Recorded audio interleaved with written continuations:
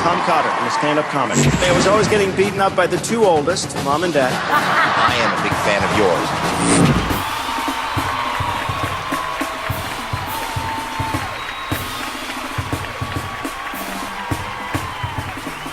Please welcome the great Tom Cotter. Tom Cotter. Tom Cotter. Tom Cotter.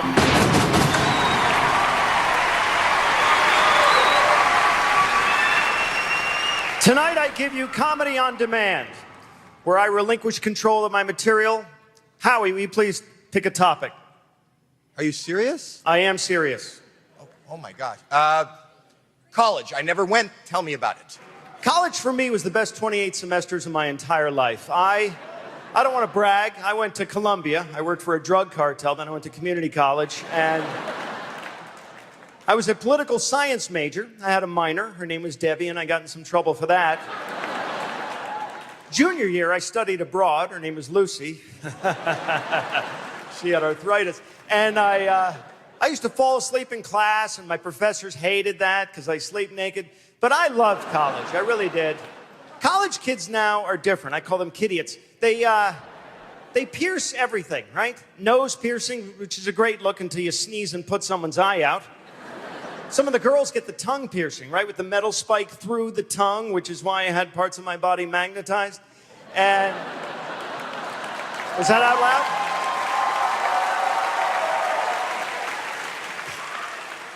loud? Nipples. Young people pierce their nipples. I wear a clip-on. I could never. And they get tattoos, right? Everybody has to have tattoos, and the girls all get them in the lower back, upper buttocks, and it's always something beautiful like a bird or a butterfly emerging from the cocoon of the butt crack, right? We've all seen that, which makes a lot of sense because we've all had butterflies fly out of our butts, haven't we, Howie? Swarms of them. And it's a beautiful butterfly. Do you know why? Because she's 19 years old. But 30 years from now, that's going to look like a moth that slammed into a windshield, isn't it?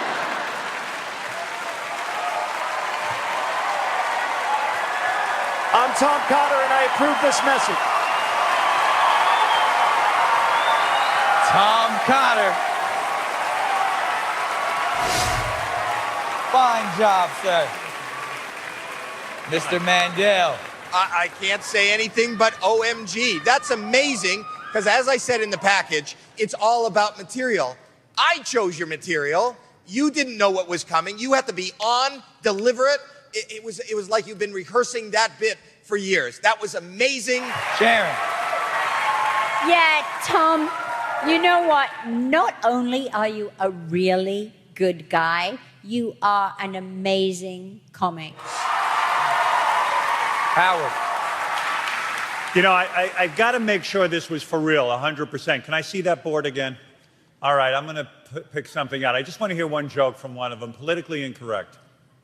Hot summer in New York. I feel bad for the homeless people. That's what we call them now, homeless. When I was a kid, we didn't call these people homeless. What do we call them? Bums, hobos, tramps. But that wasn't sensitive enough. So now they're the homeless. Next year, outdoorsmen. I think we should try that. Or field collection agents.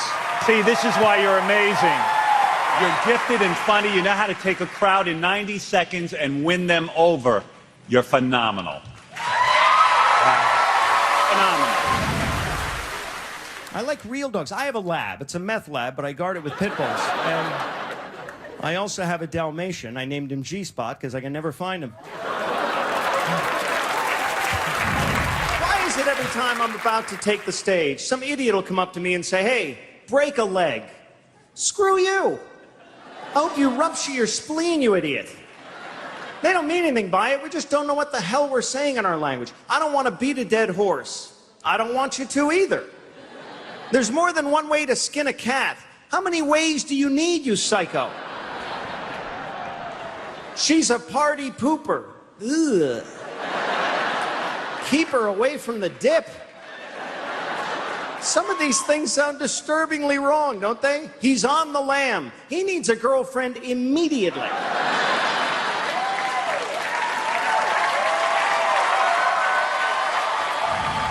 For the better part of 50 years, Donald Duck has been walking around in front of his nephews, Huey, Dewey, and Louie, with a shirt on, no pants. Explain that. Snow White and the Seven Dwarfs.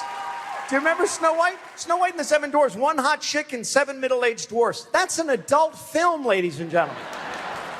Sleeping Beauty. Remember the story? The girl passes out and the guy starts kissing her. That's illegal, ladies and gentlemen.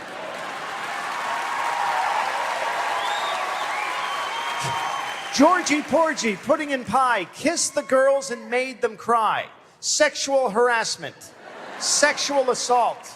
Rub-a-dub-dub, 3 men in a tub.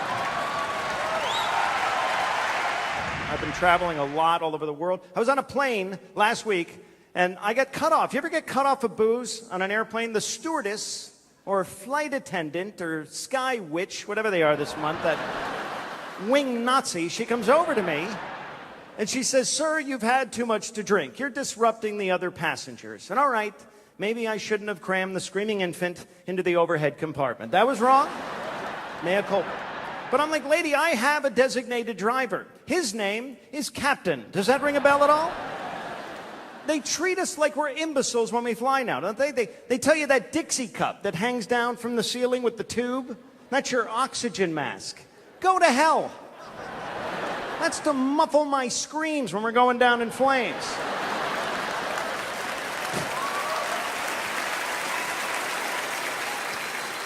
And then they tell you that you'll only need the oxygen mask if there's a change in cabin pressure. Do you know what that is? That's a gaping hole in the plane, ladies and gentlemen. And then they tell you once you put it on, just relax and breathe normally. Up yours. There's a hole in the plane. I'm gonna hyperventilate. You go get the beverage cart. Let's go, pick it up. I love you, America. Thank you so much. Good night. Everyone's on their feet. The comedic styling of Tom Cotter.